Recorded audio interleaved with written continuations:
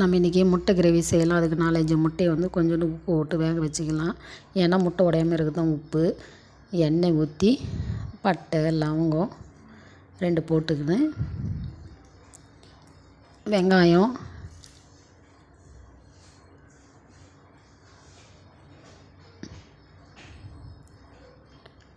பச்சை மிளகாய் 4 கருவேப்பிலை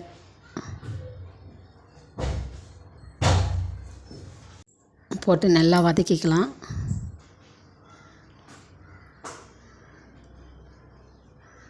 தக்காளி 2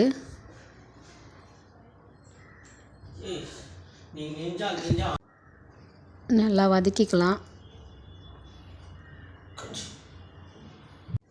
தேவையான அளவு உப்பு போட்டு வதக்கலாம்.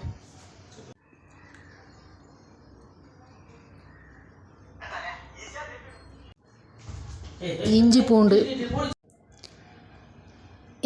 போட்டு நல்லா பச்சை வாசனை போகிற வரையிலும் வதக்கணும்.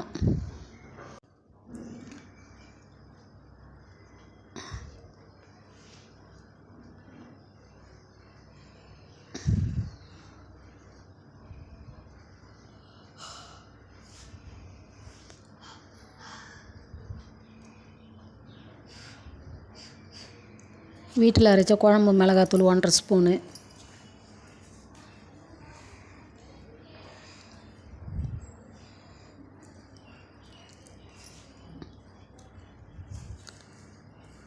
மஞ்சத்தூள் 1 சிட்டிகை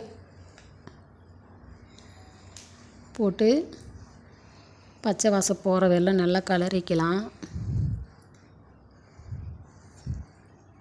தேவையான அளவு தண்ணி ஊற்றி நல்லா கொதிக்க விடணும்.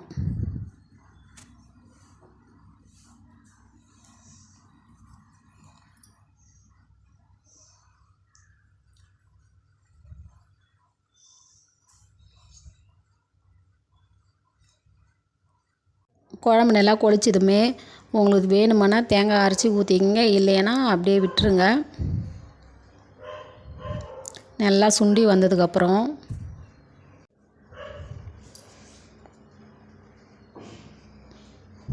வேக வச்ச முட்டையை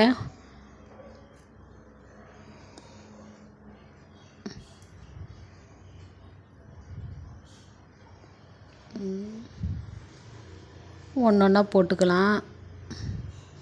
கட் பண்ணி 2ஆக கட் பண்ணி போட்டுக்கணும். கொத்தமல்லி போட்டு இறக்கிடலாம். அவ்வளோதான், முட்டை கிரேவி செம்ம டேஸ்ட்டாக இருக்கும். நீங்களும் செஞ்சு பாருங்கள். பிடிச்சிருந்தால் லைக் அண்டு சப்ஸ்கிரைப் பண்ணுங்கள் ஃப்ரெண்ட்ஸ்.